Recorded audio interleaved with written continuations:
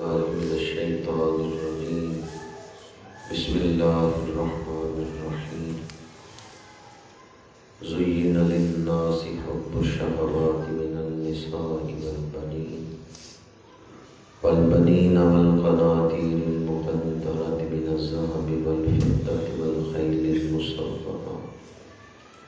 والخيل المسومة والأنعام والحرث ذلك متاع الحياة الدنيا والله عنده حسن المآب. صدق الله مولانا العظيم. إن الله وملائكته يصلون على النبي يا أيها الذين آمنوا صلوا عليه وسلموا تسليما. الصلاة والسلام عليك يا سيدي يا رسول وعلى الله آلك وعلى آلك وأصحابك. الصلاة والسلام عليك يا رسول الله وعلى آلك وأصحابك يا حبيب. زینت مسند صدارت آسمان اعلی شریعت سرمایہ اہل سنت عالم معامل استاذ العلماء حضرت علامہ سجاد احمد نعیمی صاحب دامت برکاتہ مولانا، انتہائی واجب التکریم علماء کرام، برادران اسلام، حاضرین و سامعین، اللہ پاک کا شکر ہے جس نے درس قرآن کی بابرکت محفل میں حاضری کی توفیق عطا فرمائی ہے۔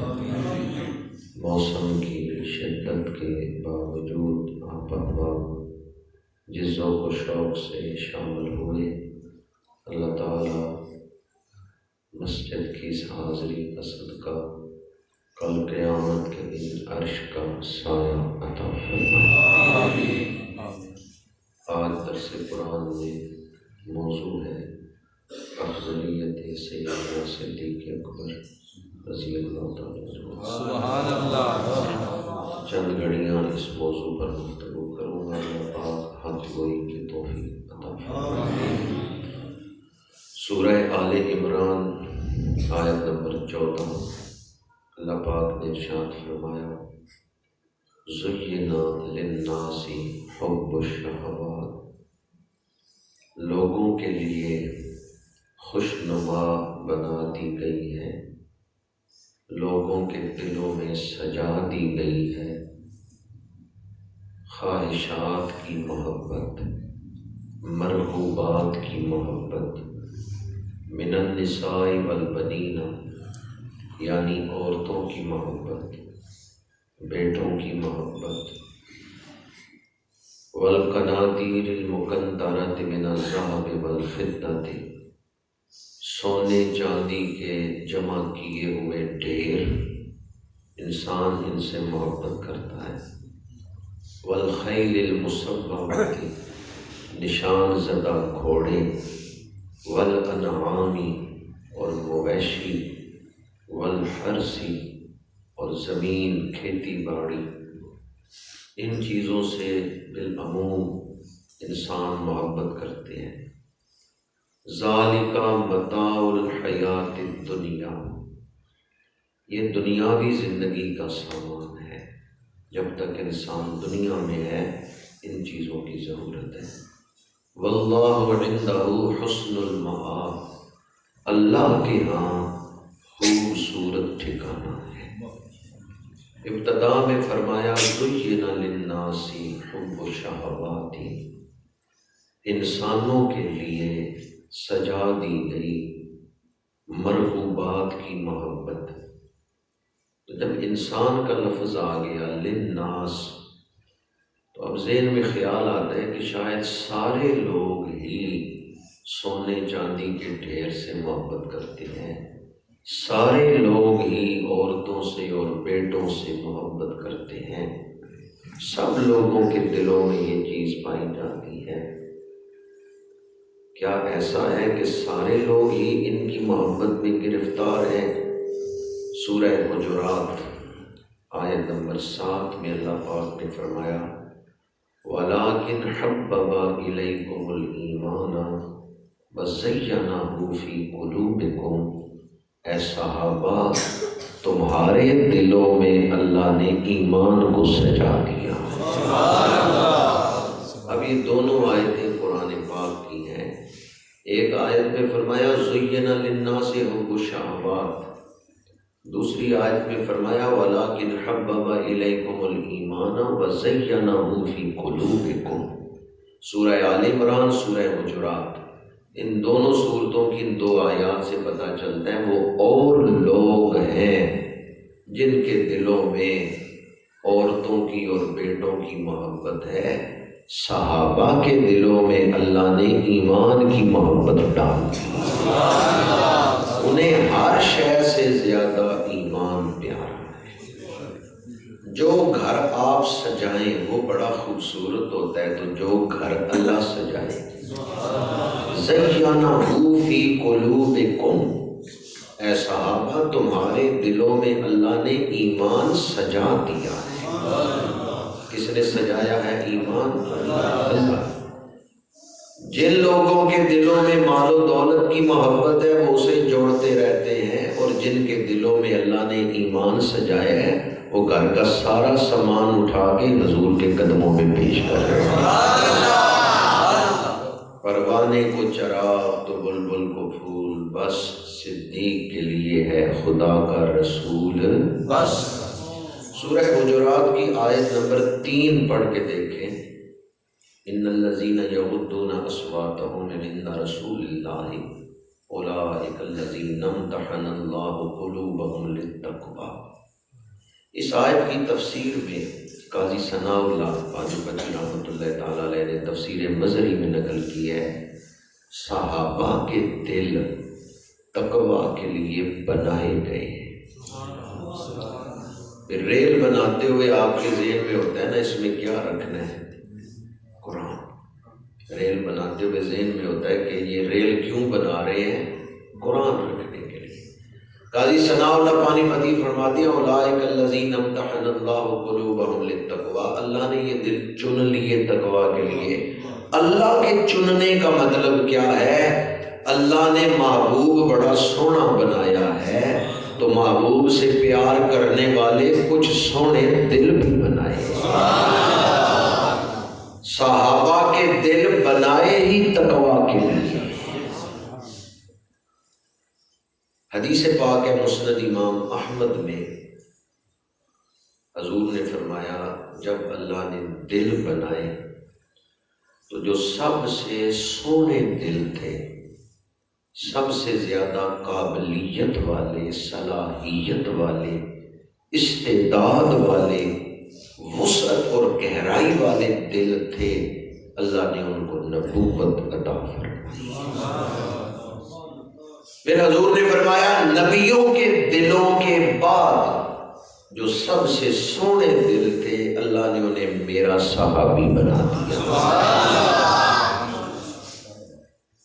ادھر نبیوں کی تعداد ہے کم و بیش 1.25 لاکھ، ادھر صحابہ کی تعداد ہے کم و بیش 1.25 لاکھ۔ شارحین حدیث لکھتے ہیں ہر صحابی کا دل کسی نہ کسی نبی کے دل پر ہے۔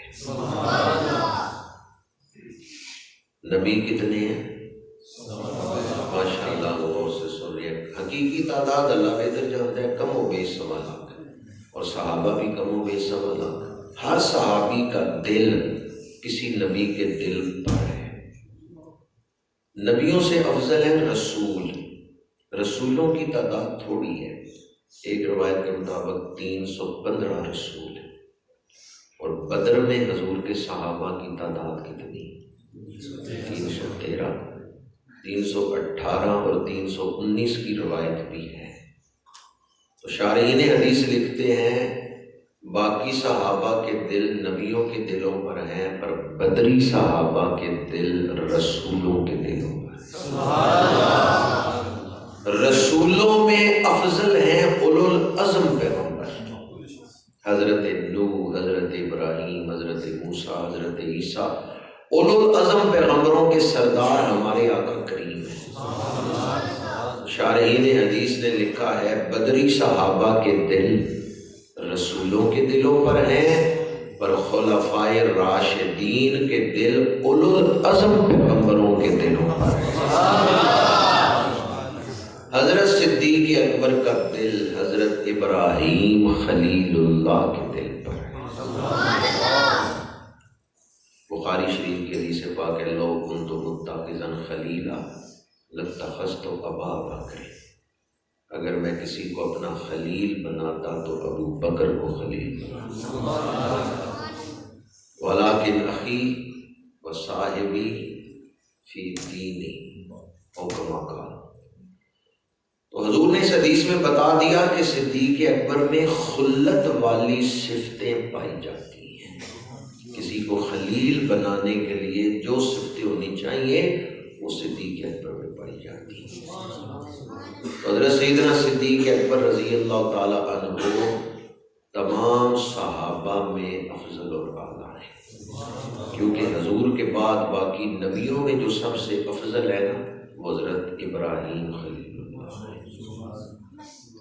ہمیں حضرت سیدنا صدیق اکبر سے یا باقی صحابہ سے اور اہل بیت سے جو محبت ہے یہ دینی محبت ہے۔ کون سی محبت ہے؟ دینی محبت۔ دینی محبت کرنی ہے تو دین کے اصولوں کے مطابق دین کے ویڑے میں آ کے کرنی ہے۔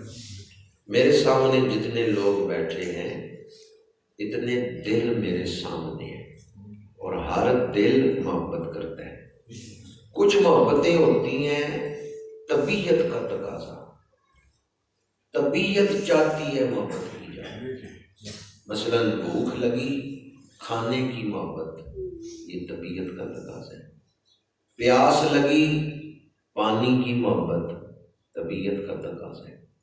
جب پیاس نہیں اس وقت پانی کی طرف دھیان ہے، ضرورت نہیں ہے، پیاس ہی نہیں ہے۔ تو پانی کی محبت یہ طبیعت کا تقاضا ہے، کھانے کی محبت یہ طبیعت کا تقاضا ہے۔ لیکن اگر آ جائے آب زمزم، پیاس نہ بھی ہو ہم شوق سے پیتے ہیں، کیوں؟ آب زمزم کی جو محبت ہے وہ دینی محبت ہے۔ آب زمزم کے ساتھ محبت ایمان کی وجہ سے ہے۔ تو کچھ محبتیں ہیں طبیعت کی وجہ سے، طبیعت کا تقاضا، کچھ محبتیں ہیں ایمان کا تقاضا۔ جس دل میں ایمان ہے اس دل میں آب زمزم کی محبت ہے، جس دل میں ایمان ہے اس دل میں کعبہ شریف کی محبت ہے، حرم پاک کی محبت ہے، مسجد کی محبت ہے۔ اسی طرح جس دل میں ایمان ہے اس دل میں آل رسول اور اصحاب رسول کی محبت ہے۔ سبحان اللہ۔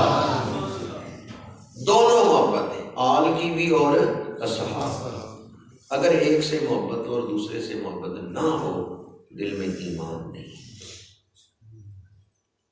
بعض لوگوں کو امام شافعی کا ایک شعر مل گیا کہ اگر آل رسول کی محبت رافضیت ہے تو گواہ ہو جاؤ میں رافضی ہوں، تو وہ جو پہلے ڈرتے ہوئے نہیں نہ کہتے تھے میں رافضی ہوں، اب یہ شعر پڑھ کے اسٹیجوں پہ کہتے ہیں میں رافضی ہوں۔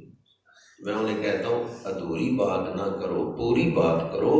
امام شافعی نے یہ بھی لکھا ہے کہ اگر صحابہ کرام کی محبت، ابو بکر و عمر کی محبت ناسبیت و خارجیت ہے تو گواہ ہو جاؤ میں ناسبی ہوں۔ یہ بھی تو انہوں نے لکھا ہے۔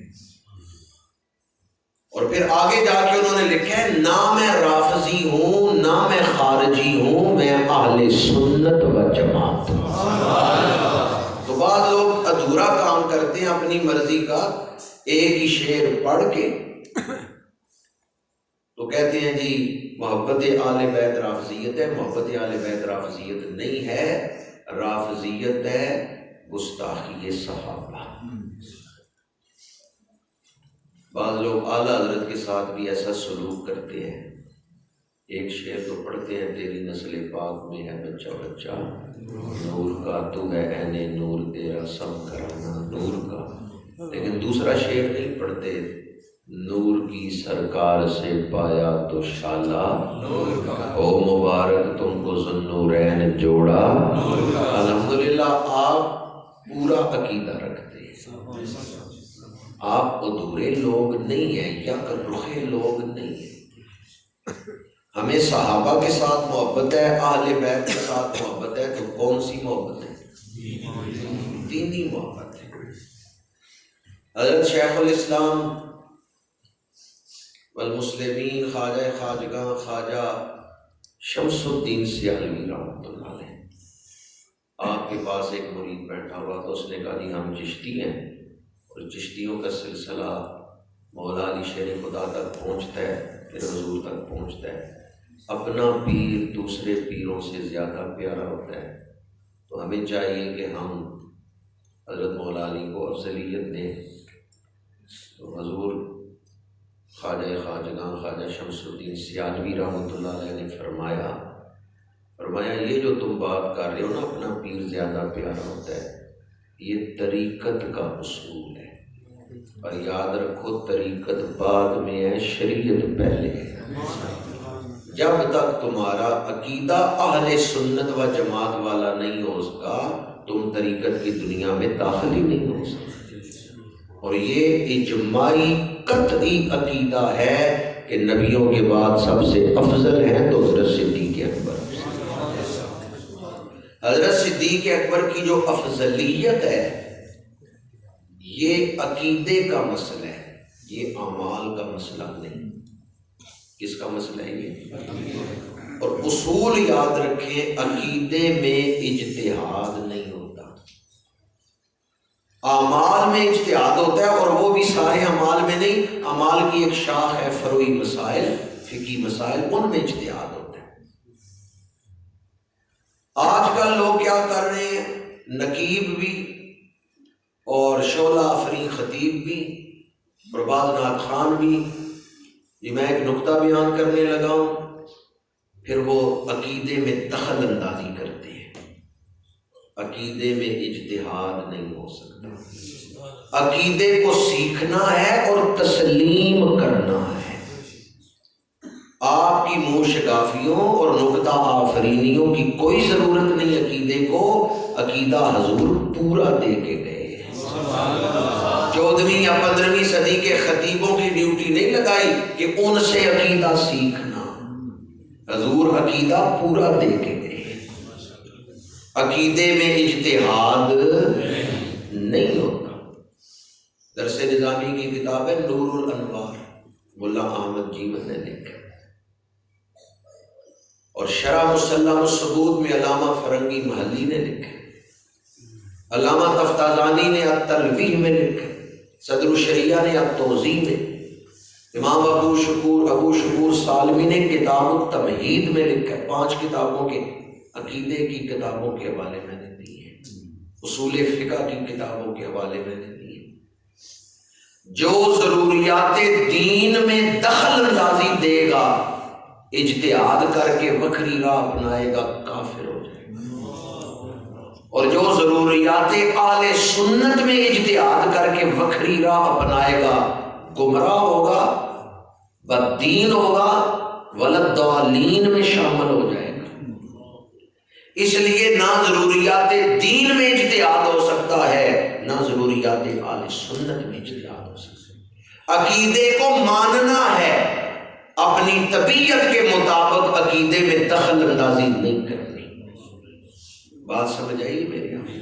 آج کل زبانیں کھل گئی، شاعر کہتا ہے میرے ذہن میں ایک نقطہ آ گیا، اس نے شعر لکھا، تو یہ دیکھیں کہ کیا اس کے شعر سے عقیدے میں دخل اندازی ہو رہی ہے؟ وہ عقیدہ جو قرآن اور حدیث سے ثابت ہے، اگر وہ اس میں دخل اندازی کر کے نئی بات کر رہا ہے، ضروریات دین میں اجتہاد کر رہے تو کافر ہو جائے گا۔ کوئی ایسی تعویل کرے جس کی گنجائش نہیں، کافر ہو جائے گا۔ دین کو لوگوں نے مذاق بنا لی ہے۔ جب سے یہ محفل سٹیج شو والی شروع ہوئی ہے تو نقیبوں نے اور بعض خطیبوں نے دین کو مذاق بنا لی۔ اصول یاد رکھیں، میں نے 2-3 دفعہ زور دے کے اس پر بات کی ہے کہ اجتہاد ہوتا ہے فقہی مسائل میں، اور ان فقہی مسائل میں جو فروعی مسائل ہیں ان میں اجتہاد قیامت تک، ہاں جو اجتہاد کر سکتا ہے وہی کرے گا، ہر کوئی کر بھی نہیں سکتا، لیکن عقائد میں اجتہاد نہیں، کوئی ایسی تعویل کرنے کی گنجائش نہیں جس سے ضروریات دین کا ہی انکار ہو جائے یا ضروریات اہل سنت کا انکار ہو جائے۔ جب میں کہتا ہوں نا ضروریات اہل سنت کا انکار، تو لوگ کہتے ہیں عقیدہ افضلیت صدیق اکبر یہ ضروریات اہل سنت میں سے ہے، اس کا انکار کرنے والا گمراہ ہوتا ہے، کافر تو نہیں ہوتا۔ تو یاد رکھیں یہ جو گمراہی ہے متکلمین نے کہا ہے گمراہی ہے، فقہا کہتے ہیں کافر ہو جاتا ہے۔ کیوں؟ اس لیے کہ جب وہ افضلیت صدیق اکبر کا انکار کرتا ہے، رخ کرتا ہے رافضیت کی طرف، رافضیت کا رخ ہے کفر کی طرف، تو مستریک پہ چڑھ گئے ہو، آج نہیں تو کل کفر بھی داخل۔ حضور کی ختم نبوت کے بعد دین کو سمجھنے کے لیے حضرت صدیق اکبر کی افضلیت کو ماننا ضروری ہے۔ سبحان اللہ، سبحان اللہ۔ جو حضور کی ختم نبوت کا انکار کرے گا وہ بھی بے دین ہو جائے گا، کافر ہو جائے گا، اور جو حضرت صدیق اکبر کی افضلیت کا انکار کرے گا وہ بھی اس ٹریک پہ چڑھ گیا ہے کہ کفر تک پہنچ جائے گا، وہ گمراہی کے راستے پہ چل پڑا۔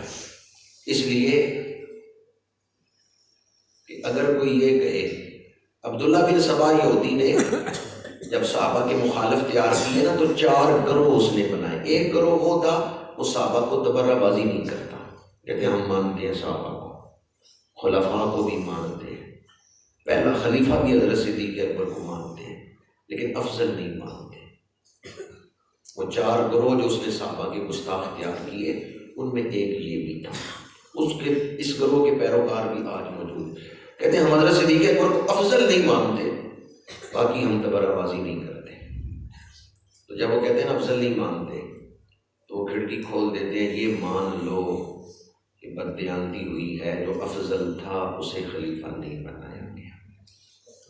جب اتنی بات ذہن میں آ جائے نا کہ جو افضل تھا انہیں خلیفہ نہیں بنایا گیا، تو پھر لوگ کہیں گے جنہوں نے اتنی بددیانتی کی ہے پتہ نہیں قرآن اور حدیث میں کتنی بددیانتی کی، ایمان ہی برباد ہو جاتا ہے۔ اس لیے علامہ باقلانی، علامہ لالکائی، تاجدار گولڈا پیر سید میر علی شاہ صاحب گولڈوی اور کتنی ہستیوں نے یہ لکھا ہے کہ اس دور میں اس بات کا خیال رکھا جاتا تھا جو افضل ہوتا تھا اسے ہی خلیفہ بنایا جاتا۔ ایسا نہیں ہے کہ وہ خلیفہ بنے ہیں تو جو ترتیب خلافت ہے اس کو ہم نے ترتیب فضائل بنا لی ہے، ایسا نہیں ہے کہ جو ترتیب خلافت ہے اس کو ہم نے ترتیب فضائل بنا لی ہے، نہیں، وہ افضل پہلے تھے، خلیفہ بعد میں بنے ہیں۔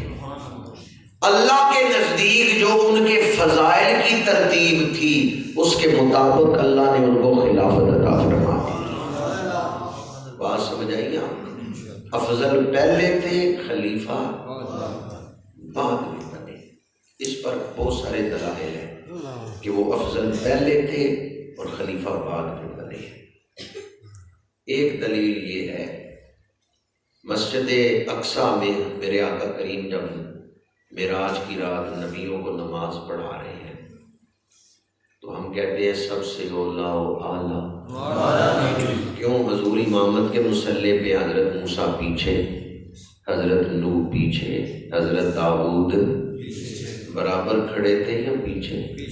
نہیں، مقتدی امام کے برابر کھڑا ہوتا ہے، مقتدی پیچھے کھڑا ہوتا ہے۔ حضور امامت کے مصلی پہ ہیں، سارے نبی پیچھے ہیں، ہم کہتے ہیں مسجد نبی میں حضور، مسجد اقصیٰ میں حضور نبیوں کے امام ہیں، لہذا خلق سے اولیاء، اولیاء سے رسول اور رسولوں سے اعلیٰ۔ ہم اس امامت مسجد اقصیٰ کو، امامت شب معراج کو دلیل بنا کے حضور کی افضلیت بیان کرتے ہیں۔ وہ جو نبیوں کے امام ہیں انہوں نے اپنے مصلی پہ حضرت صدیق اکبر کو کھڑا کیا۔ حضرت صدیق اکبر امام امامت کے مصلی پہ ہیں اور سارے صحابہ پیچھے مقتدی بن کے کھڑے ہیں. برابر کھڑے ہیں یا پیچھے کھڑے ہیں؟ اچھا جب میں یہ کہہ رہا ہوں حضور امامت کے مصلی پہ اور حضرت موسیٰ پیچھے، تو حضرت موسیٰ کی بے ادبی تو نہیں یا حضرت ابراہیم کی گستاخی تو نہیں؟ اسی طرح جب یہ کہا جائے کہ حضور نے اپنے مصلی پہ حضرت صدیق اکبر کو کھڑا کیا ہے اور حضرت جناب فاروق اعظم پیچھے کھڑے ہیں، حضرت عثمان غنی پیچھے کھڑے ہیں، حضرت مولا علی شیر خدا مقتدیوں میں کھڑے ہیں، حضرت عباس مقتدیوں میں کھڑے ہیں، تو یہ ان ہستیوں کی بے ادبی نہیں ہے. اس لیے کہ مصلی پہ کھڑا کس نے کیا؟ دین کس چیز کا نام ہے؟ حضور منوائے بندہ مان لے وہ مومن ہے. حضور نے فرمایا مانو خدا ایک ہے، ہم نے مان لیا. جنت دوزخ عرش لو قلم کرسی جبریل میکائیل اسرافیل اسرافیل ہم نے کچھ بھی نہیں دیکھا، حضور نے منوایا ہم نے مان لیا. حضور منوائے بندہ مان لے وہ مومن ہے، اور جو حضور کے منوانے پہ نہ مانے وہ کافر ہے. اپنے مصلی پہ حضرت صدیق اکبر کو کھڑا کر کے حضور نے منوایا کیا؟ اس امت کا پہلا امام بنایا ہے تو حضرت صدیق اکبر کو بنایا. حضور ان کی افضلیت منوا رہے ہیں انہیں امامت دے کر، اپنے مصلی پہ امام بنا کر. آج اگر کوئی ان کی امامت نہ مانے، ان کو تبرہ بازی کرے، وہ کس کے فیصلے پر اعتراض کر رہا ہے؟ دل میں ذرہ برابر خیال آ جائے کہ معاذ اللہ ثم معاذ اللہ، اللہ کے نبی نے غلط فیصلہ کیا ہے، بندہ کافر ہو جائے. فلا وربک لا یؤمنون حتی یحکموک فیما شجر بینہم ثم لا یجدوا فی انفسہم حرجا مما قضیت.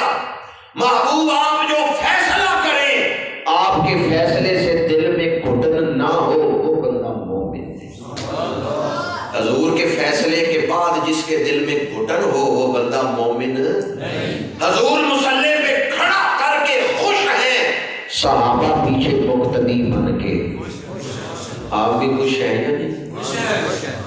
آپ تو خاموش بیٹھے. نعرہ تکبیر، نعرہ رسالت، نعرہ حیدری، عظمت و شان مصطفیٰ کریم، تاجدار صداقت، گلی گلی نگر نگر ابو بکر، گلی گلی نگر نگر ابو بکر، ہر صحابی نبی جنتی جنتی، ہر صحابی نبی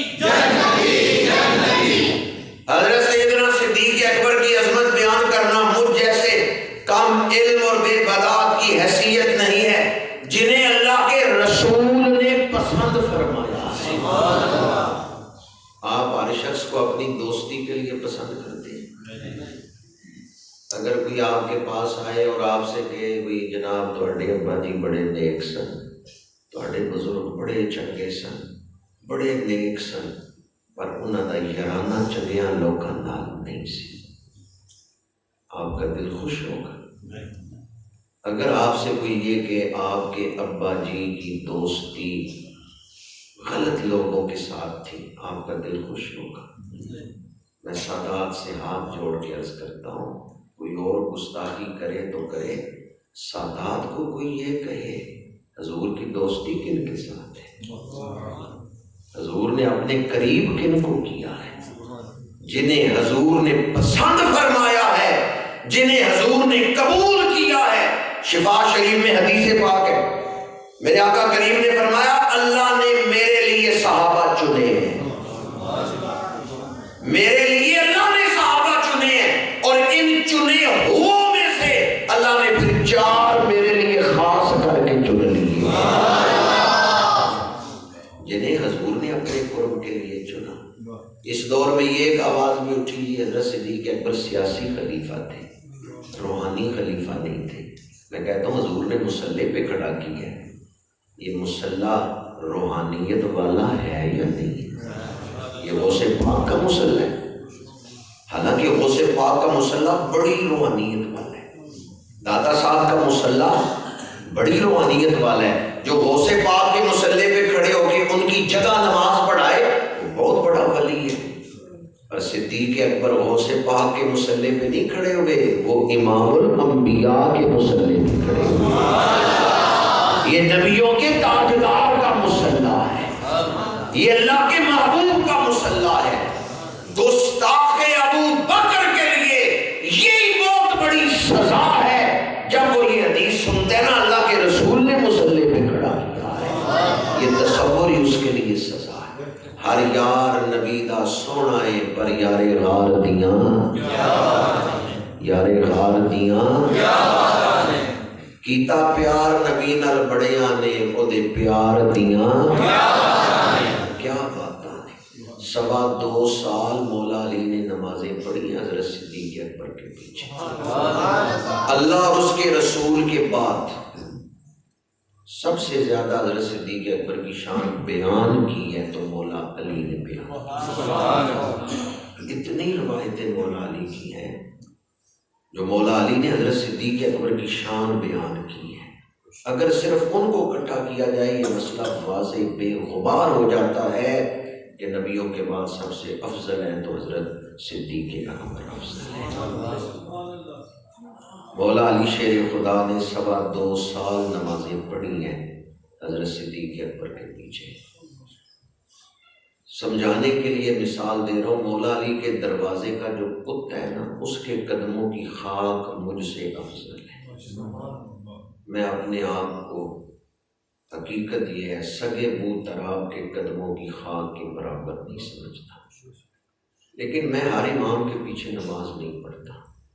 میں کسی کے پیچھے نماز پڑھنے لگوں تو دیکھ لیتا ہوں امامت کی اہلیت ہے یا نہیں، شرائط اس میں پائی جاتی ہیں یا نہیں۔ چاہے آپ پڑھ لیتے ہیں اور آدمی کے پیچھے بندے نے نہ داڑھی رکھی ہو نہ مجھے رکھی ہو، قرات بھی ٹھیک نہ ہو، عقیدہ بھی ٹھیک نہ ہو، آپ اس کے پیچھے نماز پڑھ لیں گے؟ نہیں۔ آج 15ویں صدی کا گناہگار مسلمان وہ ہر امام کے پیچھے نماز نہیں پڑھتا، کہتا ہے قیامت کے دن نماز کے بارے میں سوال ہوگا۔ اول ما یحاسب بہ العبد یوم القیامۃ الصلاۃ۔ ہمیں فکر ہے نماز کی، ہم ہر امام کے پیچھے نہیں پڑھتے۔ مولا علی کے بارے میں کیا خیال ہے؟ 2.25 سال صدیق اکبر کے پیچھے پڑھتے وہ دیکھے بغیر ہی پیچھے کھڑے ہو گئے۔ حضرت صدیق اکبر کی توہین مولا علی کی توہین ہے۔ جو حضرت صدیق اکبر کی توہین کر رہے ہیں وہ مولا علی کی توہین کر رہے ہیں۔ سمجھانے کے لیے مثال دے رہا ہوں، اگر علامہ سجاد نعیمی صاحب میرے پیچھے نماز پڑھ لیں، کوئی آدمی مجھے گالی دے تو ان کی بھی توہین ہوگی یا نہیں؟ کہ ایسے بندے کے پیچھے نماز پڑھی ہے جو نماز پڑھانے کے لائق ہی نہیں، نماز کی فکر ہی نہیں آپ کو، اس کے پیچھے آپ نمازیں پڑھ رہے ہیں۔ جس کے دل میں مولا علی کا پیار ہے وہ صدیق اکبر کی توہین نہیں کرتا۔ کسی نے اردو میں کیا خوب لکھا ہے، یوں تو سارے صحابہ محترم ہیں مگر یار غار نبی تیری کیا بات ہے، تو مولا علی کا بھی ہے پیشوا، غم گسارے نبی تیری کیا بات ہے، تو مولا علی کا بھی ہے پیشوا۔ 2.25 سال پیچھے کھڑے ہو کے مولا علی کہتے ہیں پیچھے سے امام کے۔ اور حدیث کی کتابوں میں مسند بزار پڑھ کے دیکھیں، محدث بزار انہوں نے ایک باب باندھا ہے فیما روا علی بن ابی طالب عن ابی بکر صدیق، وہ حدیثیں جو مولا علی نے حضرت صدیق اکبر سے سن کے آگے بیان کی، اور ان میں وہ حضرت علی کے حوالے سے یہ روایت کرتے ہیں حدثنی ابو بکر، مولا علی کہتے ہیں یہ بات میں نے حضرت صدیق اکبر سے سنی ہے۔ تو پھر شارحین حدیث کہتے ہیں حدیث بیان کرنے میں صدیق اکبر شیخ ہے مولا علی کے، کون سی حدیثیں لے رہے ہیں اور آگے بیان کر رہے ہیں۔ تو اس حوالے سے بھی میں دوبارہ شعر پڑھ رہا ہوں، تو مولا علی کا بھی ہے پیشوا، غم گسارے نبی تیری، غم گسارے نبی تیری۔ اچھا آپ اپنے مشورے ہر آدمی سے کر لیتے؟ ہر آدمی مشورے کے قابل نہیں ہوتا، صلاحیت بھی نہیں رکھتا ہر آدمی مسئلہ سمجھ کے مشورہ دے سکے۔ میری کیا اوقات ہے میں ان ہستیوں کی شان بیان کروں جن کے بارے میں قرآن کے اندر اللہ نے اپنے محبوب سے کہا ان سے مشورہ کرے. سبحان اللہ. وشاورہم فی الامر. علماء بیٹھے ان سے پوچھیں کیا یہ قرآن کی آیت نہیں؟ اللہ فرمائے محبوب ان سے مشورہ کرے. شرعی احکام میں تو مشورے کی ضرورت نہیں، وہ تو اللہ نے نازل کر دی ہے. ہجرت کا موقع ہے یا جنگوں کے موقع ہیں یا مسلمانوں کے مالی معاملات کو مینج کرنے مختلف مسائل میں اللہ حکم دے رہا ہے محبوب ان سے مشورہ کریں. وہ کتنے پاک دل اور صاحب رائے ہیں جن سے مشورہ کرنے کے لیے حضور کو حکم دیا جا رہا. حضور مشورے کے محتاج نہیں ہیں. پوری کائنات کی عقلیں اکٹھی کر لی جائیں، حضور کی عقل مبارک کے سامنے ذرے کی حیثیت بھی نہیں رکھتی. پھر کیوں صحابہ سے مشورے کا حکم قرآن میں نازل ہوا؟ اللہ صحابہ کی شان ظاہر فرما رہا. سب سے زیادہ مشورہ حضور نے کس سے کیا؟ حضرت صدیق اکبر سے کیا. آپ تو گجرات میں رہتے ہیں، سمجھانا مشکل نہیں ہے. وزیر اعلیٰ کا مشیر بن جائے تو بڑا خوش ہوتا ہے. میں پنجاب کے وزیر اعلیٰ کا مشیر ہوں. تو قرآن جنہیں کہتا ہے یہ امام کائنات کے مشیر ہیں، یہ سلطان کائنات کے مشیر ہیں، یہ خاتم النبیین کے مشیر ہیں. وہ کون ہے؟ صحابہ کرام. اور سب سے زیادہ مشورہ حضور نے حضرت صدیق اکبر سے کیا. یوں تو سارے صحابہ محترم ہیں مگر یار غار نبی تیری تو مولا علی کا بھی ہے پیشوا غم گسارے نبی تیری.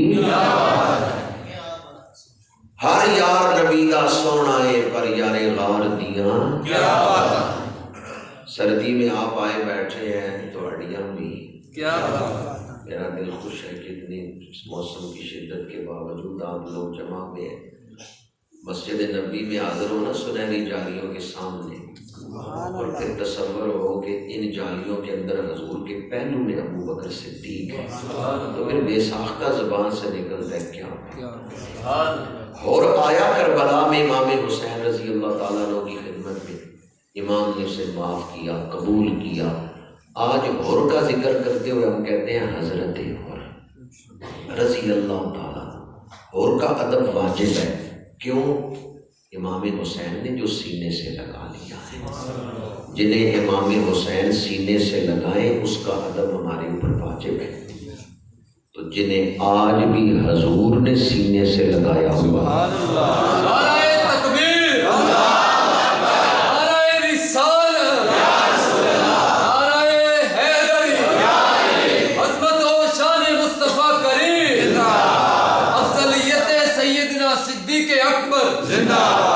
ہر یار نبی دا سونا ہے پر یار غار دیاں کیتا پیار نبی نال بڑیا نے اے پیار دیاں.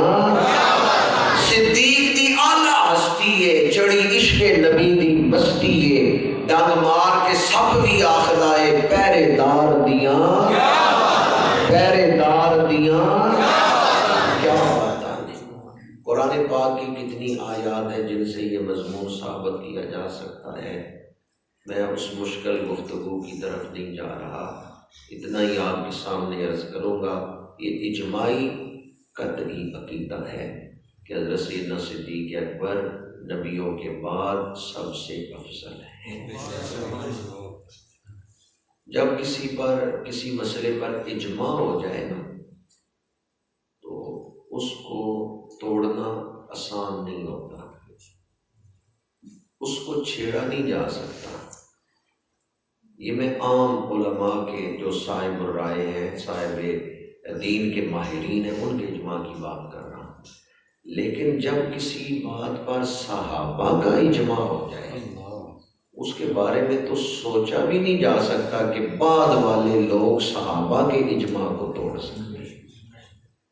جس بات پر صحابہ اجماع کر لیں بعد والی ساری امت مل کے بھی صحابہ کے اجماع کو توڑ نہیں سکتی. میں نے مشکل باتیں آپ کے سامنے کی، آسان سی بات عرض کر رہا ہوں. اب تک میں نے آپ کے سامنے فضائل بیان کیے ہیں اور افضلیت کے حوالے سے ذکر کیا ہے. بعض لوگ ہمیں کہتے ہیں کہ ٹھیک ہے آپ فضائل بیان کریں لیکن افضلیت کا تذکرہ نہ کریں، تو اگر یہ فضول کام ہوتا تو 1400 سالوں میں علماء اس پر کتابیں نہ لکھتے۔ یہ فضول کام نہیں ہے۔ آج آپ کہہ رہے ہیں افضلیت کا موضوع نہ بیان کریں، کل آپ کہیں گے وہ حدیثیں ہی نہ بیان کریں جن میں افضلیت کا مضمون ہے۔ یہ آیت ہی نہ پڑھیں ثانی اثنین۔ علامہ قرطبی نے لکھا ہے ثانی اثنین، دو میں سے دوسرا، ایک حضور ہے تو دوسرے صدیق ہے۔ اب کوئی آئے گا تو تیسرے نمبر پہ ہی آئے گا، یہ علامہ قرطبی نے لکھا ہے۔ ثانی اثنین کا تاج حضرت صدیق اکبر کے سر پہ سجا دیا گیا۔ ثانی اثنین کا مطلب کیا ہے کہ جب بھی آپ گنتی گنتے ہیں ایک کے بعد ہمیشہ دو آتا ہے، ایک اور دو کے درمیان ہندسہ کوئی نہیں، ایک اور دو کے درمیان عدد کوئی نہیں، ایک کے بعد ہمیشہ دو آتا ہے، نبی کے بعد ہمیشہ صدیق آتا ہے۔ آگے قرآن کہتا ہے ثانی اثنین ذو ما فی الغار، جب وہ دونوں ہستیاں غار میں ہیں، اذ یقول لصاحبہ، جب حضور نے اپنے صحابی سے فرمایا۔ حضرت صدیق اکبر کی صحابیت قرآن سے ثابت ہے۔ علامہ قرطبی نے لکھا ہے من انکر صحابیت ابی بکر فہو کافر، جو حضرت صدیق اکبر کی صحابیت کا انکار کر رہا ہے وہ قرآن کا انکار کر رہا ہے۔ آج ایسے کافر موجود ہیں اس معاشرے میں جو مجمعوں میں کھڑے ہو کے حضرت صدیق اکبر کی طرف کفر کو منسوب کر کے قرآن کی اس آیت کا انکار کرتے ہیں، اور لوگ سوشل میڈیا پہ ان کو بھی سن دیتے ہیں۔ خدا را اپنے ایمان کی فکر کرے۔ اذ یقول لصاحبہ لا تحزن ان اللہ معنا۔ اب یہ جو نقطہ عرض کر رہا ہوں اسے تو علماء ہی سمجھ سکتے ہیں، لیکن کوشش کروں گا آسان کر کے بیان کر دوں۔ ان اللہ معنا یہ جملہ اسمیہ ہے، اس میں زمانہ نہیں پایا جاتا، استمرار پایا جاتا ہے۔ فعلیہ میں تین زمانوں میں سے کوئی زمانہ، ماضی، حال، مستقبل، کوئی ایک زمانہ، لیکن اسمیہ میں ہمیشگی، استمرار۔ غار ثور میں صدیق اکبر کی معراج ہو رہی ہے، اللہ کے رسول نے فرمایا ان اللہ معنا، ابو بکر کبھی غم نہ کرنا، اللہ ہمیشہ ہمارے ساتھ ہے، دنیا میں، قبر میں، حشر میں، اللہ ہمیشہ ہمارے ساتھ ہے۔ حضرت صدیق اکبر کو دائمی معیت مل گئی ہے، اللہ تعالیٰ کی دائمی معیت مل گئی ہے۔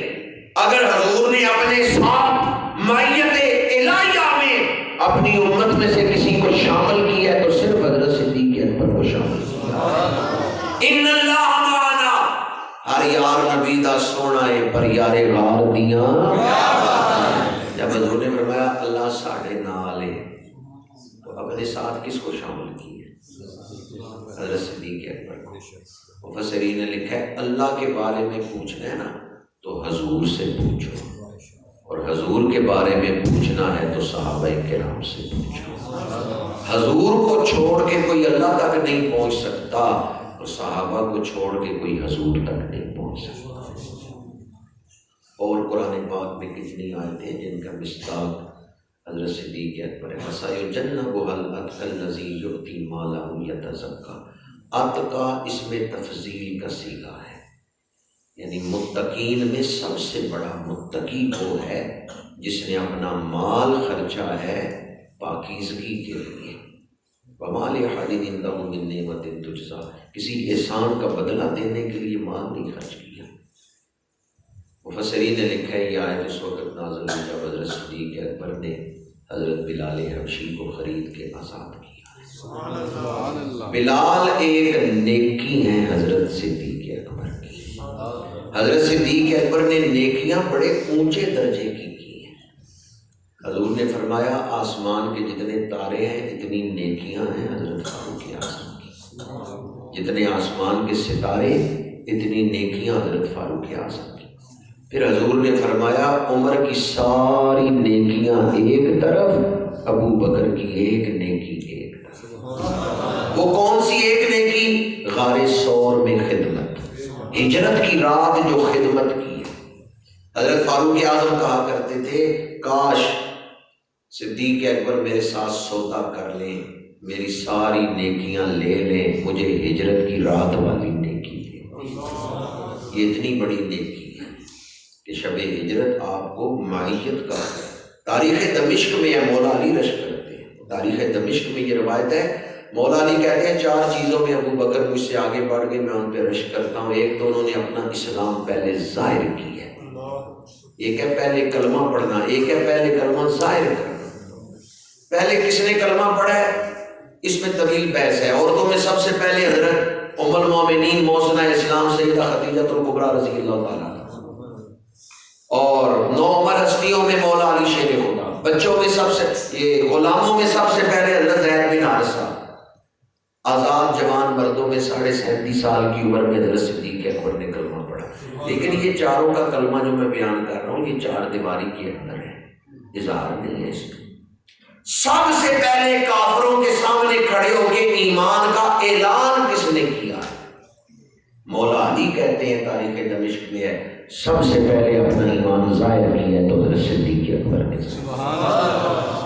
عرب کے کافرانہ معاشرے میں جب یہ کہنا کہ میں مسلمان ہوں جرم سمجھا جاتا تھا، اس وقت مکے کے کافروں کے سامنے حضرت صدیق اکبر نے کہا ہے کوئی مانے یا نہ مانے میں مانتا ہوں محمد اللہ کے رسول۔ سبحان اللہ۔ سب سے پہلے آپ نے کلمہ اپنے ایمان کا اظہار کر کے تصدیق کی۔ امام فخر الدین رازی نے تفسیر کبیر میں یہ روایت نقل کی ہے، قرآن پاک کی آیت ہے والذی جاء بالصدق وصدق بہ اولئک هم المتقون۔ مولا علی فرماتے ہیں والذی جاء بالصدق، اس سے حضور مراد ہے کہ حضور سچائی لے کے آئے، وصدق بہ، اور جس نے ان کی تصدیق کی، اس سے مراد حضرت صدیق اکبر ہے۔ ہر یار نبی دا سونا ہے پر یار غال میاں، کلمے کے اظہار میں آپ اول ہیں۔ وَسَيُجَنَّبُهَا الْأَتْقَى الَّذِي يُؤْتِي مَالَهُ يَتَزَكَّىٰ، اتقا بھی اس میں تفضیل کا صیغہ ہے، وہ جس نے سب سے زیادہ تقوی اختیار کیا، جو سب سے زیادہ تقوی والا ہے۔ مال خرچ کیا کسی کے احسان کا بدلہ دینے کے لیے نہیں، آپ نے 7 غلام آزاد کروائے، ان میں ایک حضرت بلال حبشی۔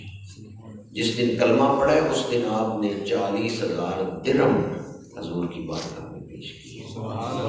میں نہیں جانتا یہ مسجد جس میں درس قرآن ہو رہا ہے اس کی زمین کس نے خرید کے وقف کی تھی یا کس نے اینٹیں لگائی ہیں، پر مجھے یہ پتہ ہے جب تک اس مسجد میں نماز ہوتی رہے گی مسجد بنانے والوں کو ثواب ملتا رہے گا۔ یہ مسجد نبوی کی جگہ کس نے خرید کے پیش کی؟ حضرت صدیق اکبر۔ میں اور آپ ریاض الجنہ میں 2 نفل پڑھ کے آئے تو بڑے خوش ہوتے ہیں، ریاض الجنہ میں جگہ مل گئی۔ ابو بکر وہ ہیں جنہوں نے یہ جگہ خرید کے حضور کی بارگاہ میں پیش کی۔ گنبد خضرا کے نیچے وہ جگہ جہاں حضور کا روضہ پاک ہے، یہ جگہ کس کے پیسوں سے خریدی گئی؟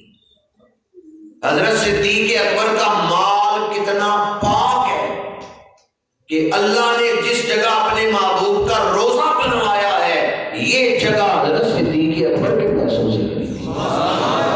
میرے آقا کریم نے فرمایا ما نفعنی مال واحد قط ما نفعنی مال ابی بکر، کسی کے مال نے مجھے اتنا نفع نہیں دیا جتنا نفع ابو بکر کے مال نے دیا۔ ان کا مال اسلام کے کام آئے، بڑی بڑی اونچی نیکیاں کی ہیں حضرت صدیق اکبر نے، ان کی نیکیاں ختم نہیں ہوگی، آج جاری ہیں۔ مسجد نبی میں لوگ نمازیں پڑھ رہے ہیں، حضرت صدیق اکبر کے درجے بلند ہو رہے ہیں۔ حضرت صدیق اکبر کا مال اسلام کے کام آئے ہیں۔ حضرت صدیق اکبر نے اپنے صحبت سے، خدمت سے اپنی زندگی حضور کے مشن کے لیے وقف کی اور حضور کی معیت میں ساری زندگی گزاری، اور باقی صحابہ آئے فیض لیا، مختلف علاقوں میں چلے گئے فیض لے کے۔ ابو بکر و عمر آئے ہیں، حضور نے انہیں جانے نہیں دیا، پاس ہی بٹھا دیا۔ میرا ایڈریس آئے، کوئی مجھ سے پوچھے ایڈریس کیا ہے تو باغلی شریف کا ذکر یا گجرات کا ذکر آ جائے گا۔ آپ سے کوئی پوچھے آپ کا پتہ کیا ہے تو کلا دار کا ذکر آئے گا۔ صدیق اکبر کا ایڈریس کیا ہے؟ عجب رتبہ ہے جانے غار تیرا، پتہ ہے روزہ سرکار تیرا۔ نعرہ تکبیر، نعرہ رسالت، نعرہ حیدری، عظمت و شان مصطفیٰ کریم۔ ہجرت کی رات ہی نہ فقط ہم سفر رہے، صدیق ہم رکاب نبی عمر بھر رہے۔ ایسا نہیں کہ رہے فقط زندگی میں ساتھ، ہیں آج بھی وہ ساتھ یہ مد نظر رہے، ہیں آج بھی وہ ساتھ یہ مد نظر رہے۔ اور ایسا نہیں کہ زندگی میں ساتھ رہے اور آج ساتھ ہیں، بلکہ حضور نے فرمایا ہاکذا نبعث یوم القیامہ، دائیں ہاتھ میں حضرت صدیق اکبر کا ہاتھ ہے، بائیں ہاتھ میں حضرت فاروق اعظم کا ہاتھ۔ میرے آقا مسجد نبوی میں داخل ہوئے مسکراتے ہوئے، صحابہ نے عرض کیا یا رسول اللہ آپ کی ہر ادا ہی خوبصورت ہے، پر آج جو انداز ہے آپ کا یہ بڑا پیارا ہے۔ میرے آقا کریم نے فرمایا ہاکذا نبعث یوم القیامہ، ہم قیامت کے دن بھی آئیں گے تو اسی انداز کے ساتھ۔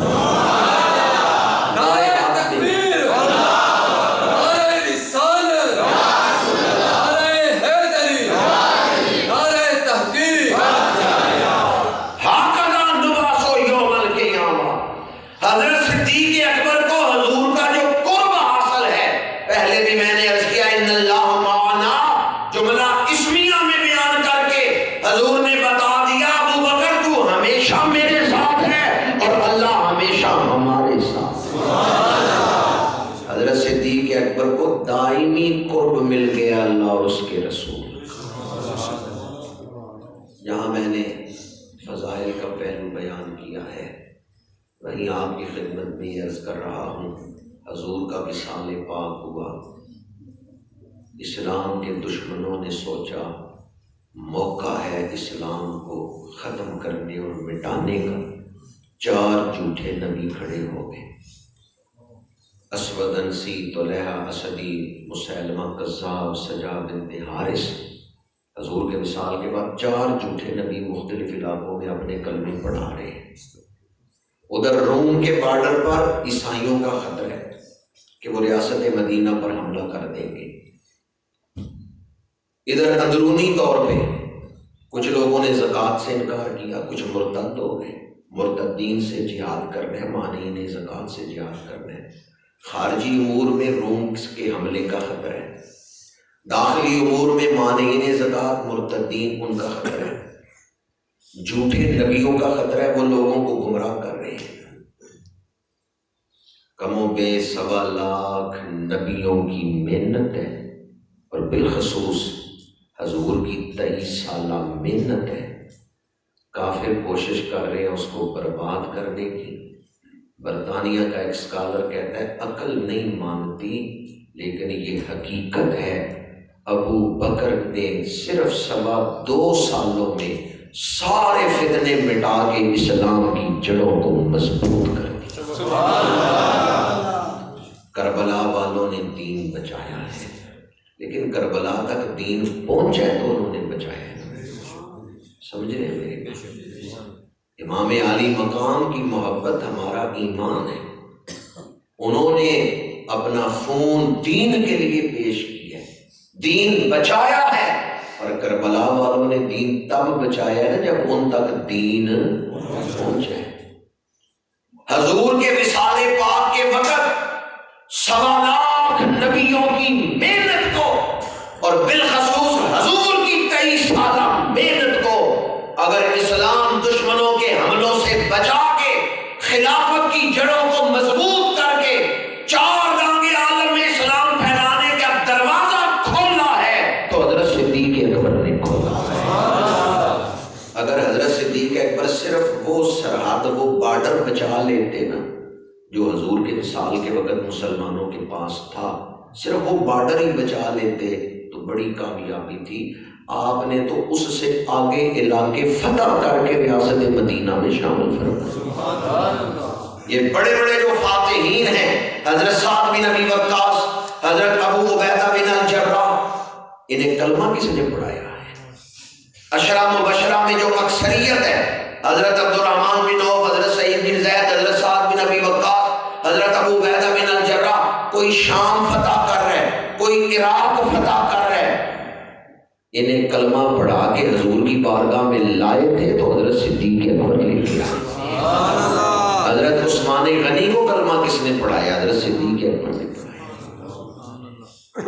عرب سرداروں کے شہزادے، اس دور کے بڑے بڑے جو تاجر تھے، ان کے بیٹے جو اپنے گھروں میں بڑے امیر تھے، بڑی شان والے تھے، انہیں غلام بنا کے حضور کے سامنے بٹھایا ہے تو حضرت صدیق اکبر نے بٹھایا۔ جس دور میں تبلیغ کرنا مشکل تھا نا، اس دور میں حضرت صدیق اکبر نے تبلیغ کی۔ جس دور میں انگلیوں پہ گنتے تھے 4 مسلمان ہو گئے ہیں، 5 ہو گئے ہیں، 6 ہو گئے ہیں، اس دور میں حضرت صدیق اکبر تبلیغ کر رہے ہیں۔ آج کل تبلیغ کرنا مشکل نہیں، آسان ہے، گھر بیٹھ کے آپ کلپ بنا کے تبلیغ کر سکتے۔ لیکن آج کل جب تبلیغ آسان ہے، ہم تبلیغ نہیں کرتے۔ کسی میں ہے جرت مہرج حال میں جا کے وہ دروازے پہ کھڑا ہو جائے اور کہ عورتیں پردہ کر کے آئے؟ کر سکتے ہیں تبلیغ؟ چلے کسی دوسرے کی شادی کی میں بات نہیں کر رہا تھا، دوسرے کی شادی اور آپ جا کے کہیں، جب آپ کے اپنے گھر شادی ہو، اپنی مہمان عورتوں کو تو کہہ سکتے ہیں، لیکن کہتے ہیں نہیں کہتے۔ چلے عورتوں کو تو نہیں کہتے کہ پردہ کر کے میرج حال میں آئیں، میرج حال والوں سے کہہ سکتے ہیں، ایک حدیث ہی لکھوا دیں، الحیاء من الایمان، جس میں ایمان ہے اس میں حیا ہے۔ آج کا مسلمان اتنی تبلیغ بھی نہیں کر سکتا، اور اعتراض ان ہستیوں پہ کرتے ہیں جنہوں نے مشکل دور میں تبلیغ کر کے دین پھیلایا، جو اپنی گلی پکی نہیں نہ کروا سکتا، گلی تو پکی کرنا دور کی بات ہے، جو نالی نہیں ٹھیک کروا سکتا، وہ اعتراض اس ہستی پہ کرتا ہے جنہوں نے عراق فتح کر کے دی ہے۔ حضرت فاروق اعظم نے عراق فتح کی ہے، مصر فتح کی ہے، شام اور یہ فلسطین فتح کی ہے۔ ہمیں اپنی اوقات دیکھنی چاہیے اور ان ہستیوں کے احسانات دیکھنے چاہیے۔ قیامت تک امت کی گردنوں پہ احسان ہے حضرت صدیق اکبر کا۔ جب حضور کے وصال کے وقت روم کی طرف سے، جھوٹے نبیوں کی طرف سے، مانعین زکوٰۃ کی طرف سے فتنے اٹھے اور حضور کی محنت کو ضائع کرنے کی وہ کوشش کر رہے تھے، یہ صدیق اکبر ہیں جنہوں نے حضور کی محنت کو بچایا۔ اللہ نے ان کو چن لیا۔ جمع الجوامع میں یہ روایت ہے، اور مولا علی اس کو روایت کر رہے ہیں۔ جب حضور کو ہجرت کا حکم ملا نا، محبوب آپ ہجرت کریں، اللہ کی طرف سے اذن ملا کہ مکے سے مدینہ منورہ ہجرت کر جائے، تو حضور نے جبریل سے پوچھا، جبریل میرا ساتھی کون ہوگا ہجرت میں؟ حدیث کے راوی مولا علی ہیں، جمع الجوامع میں یہ حدیث ہے۔ جبریل نے عرض کیا، یا رسول اللہ، ہجرت میں آپ کا ساتھی وہ ہوگا جو آپ کے وصال کے بعد امت کا والی ہوگا۔ یا رسول اللہ، ہجرت میں آپ کے ساتھ وہ رفیق سفر ہوگا جو آپ کے وصال کے بعد آپ کی امت کو سنبھالنے والا ہے اور جو آپ کی امت میں سب سے افضل ہے۔ یہ روایت جمع الجوامع میں ہے۔ تو حضرت سیدنا صدیق اکبر نے، جہاں وہ عشق میں اعلیٰ مقام رکھتے ہیں کہ حضور کے عاشقوں کے وہ سردار ہیں، وہاں دین کے مبلغین میں وہ اعلیٰ مقام رکھتے ہیں، وہاں حکمرانوں میں وہ اعلیٰ مقام رکھتے ہیں، دین کو بچانے میں آپ نے تکلیفیں برداشت کی ہیں۔ آخری بات کر رہا ہوں، یہ فرمان حضرت صدیق اکبر کا سنا رہا ہوں۔ حضرت صدیق اکبر نے حضور کی بارگاہ میں بیٹھ کے عرض کیا، یا رسول اللہ صلی اللہ علیہ وسلم، دنیا میں جتنے دکھ ہیں وہ میرے اوپر آ جائیں، دنیا میں جتنی تکلیفیں ہیں وہ میرے اوپر آ جائیں، لیکن مجھے یہ پتا ہو کہ آپ میرے اوپر راضی ہیں، تو ان دکھوں کی مجھے کوئی پرواہ نہیں۔ تو پھر راضی کس کو کرنا ہے؟ اپنے نفس کو، دنیا والوں کو، یا حضور کو؟ حضرت صدیق اکبر نے راہ سمجھا دیا ہے، دنیا کے دکھوں سے گھبرا کے حضور سے منہ نہ پھیرنا۔ صدیق اکبر نے عرض کیا، یا رسول اللہ صلی اللہ علیہ وسلم، زمانے بھر کے دکھ میرے اوپر آ جائیں، لیکن مجھے پتا ہو کہ آپ میرے اوپر راضی ہیں، میں مسکرا کے ان دکھوں کو برداشت کر لوں۔ راضی کس کو کرنا ہے؟ آج ہم لوگوں کو راضی کرنے میں مصروف ہیں۔ صدیق اکبر فرماتے ہیں، لوگوں کو راضی کرنے کے لیے اللہ اور اس کے رسول کو ناراض نہ کرنا۔ ہاں، اللہ اور اس کے رسول کو راضی کرنے کے لیے اگر لوگ ناراض بھی ہو جائیں تو پرواہ نہ کریں۔ پنجے وقت پڑھے نمازاں، تنو لوکی آکھن نمازی، جنگ کر کے تو کر جت آئیوں، تنو لوکی آکھن غازی، چڑھ انصاف دی کرسی بیٹھوں، تنو لوکی آکھن قاضی، بلے شاہ تو کچھ بھی نہ کھٹیا، جے تو یار نہ کیتا، جے تو یار نہ کیتا راضی۔ اس مہینے کی 22 تاریخ کو حضرت سیدنا صدیق اکبر کا وصال ہوا۔ میرے آقا کریم کی ظاہری عمر مبارک 63 برس، حضرت صدیق اکبر کی عمر 63 برس۔ سبحان اللہ۔ حضور کا وصال مدینہ منورہ میں، حضرت صدیق اکبر کا وصال مدینہ منورہ میں۔ حضور کا وصال سوموار والے دن، حضرت صدیق اکبر کا وصال سوموار۔ سبحان اللہ۔ حضور کے غسل پاک کی سعادت مولا علی شیر خدا، اور سیدنا صدیق اکبر کو غسل دیا تو مولا علی شیر خدا۔ سبحان اللہ۔ اور وصال کے بعد حضور کے جسد اقدس کو جس چارپائی پہ رکھا گیا، حضرت صدیق اکبر کے جسم مبارک کو بھی مولا علی نے اسی چارپائی پہ رکھا۔ جس حجرے میں حضور کا روزہ ہے اسی حجرے میں صدیق اکبر کا روزہ ہے۔ صدیق اکبر تو قبر میں بھی لیٹے ہیں تو منہ حضور کی طرف کر کے لیٹے ہیں، ساری زندگی دل کا رخ حضور کی طرف رکھا ہے، اور قبر میں بھی لیٹے ہیں تو منہ حضور کی طرف کر کے لیٹے ہیں۔ ہر یار نبی دا سونا ہے پر یارے وار دیاں صحابی حضرت عبد الرحمن بن عوف بڑے عاشق رسول ہیں، انہیں حضور نے اپنا امامہ عطا فرمایا تھا، تو جب کبھی یہ پریا میں آتے نا تو وہ امامہ پہن کے آتے، وہ کہتے ہیں میرے سر پہ یہ امامہ حضور نے باندھا ہے۔ جب ان کے وصال کا وقت آیا تو ام المومنین حضرت عائشہ صدیقہ رضی اللہ تعالیٰ عنہ کے پاس کچھ صحابہ آئے، اجازت لی کہ عبد الرحمن بن عوف عشرہ مبشرہ میں ہے، اگر آپ اجازت دیں تو ان کی قبر اس حجرے میں بنائیں جس حجرے میں حضور کے پہلو میں صدیق و عمر کی قبر ہے۔ تو ام المومنین حضرت عائشہ صدیقہ رضی اللہ تعالیٰ عنہ نے فرمایا، عبد الرحمن بن عوف اس بات کے حقدار ہیں، میں ان کو اجازت دیتی ہوں۔ وہ صحابہ آگے حضرت عبد الرحمن بن عوف کے گھر، کہا ہم آپ کے لیے خوشخبری لے کے آئے ہیں، ام المومنین نے اجازت دی ہے کہ وہ جگہ اگر آپ چاہو تو عبد الرحمن بن عوف کے وصال کے بعد انہیں وہاں دفنا سکتے ہیں۔ تو حضرت عبد الرحمن بن عوف کانپنے لگے، لرزنے لگے، اور آپ نے فرمایا تمہیں پتہ ہے وہ جگہ کتنی شان والی ہے، مجھے جنت البقیع میں دفنانا ہے، وہاں حضور کے پہلو میں دفن ہو سکتے تھے تو شیخین ہی دفن ہو سکتے۔ یہ حضرت عبد الرحمن بن عوف نے فرمایا، ہم اندھوں کو کیا پتا وہ کیسی جگہ ہے، وہ کتنی اونچی جگہ ہے، وہ کتنا اعلیٰ مقام ہے جس پہ حضرت صدیق اکبر کی قبر ہے، جہاں حضرت فاروق اعظم کا روضہ ہے، وہ کتنا اعلیٰ مقام ہے۔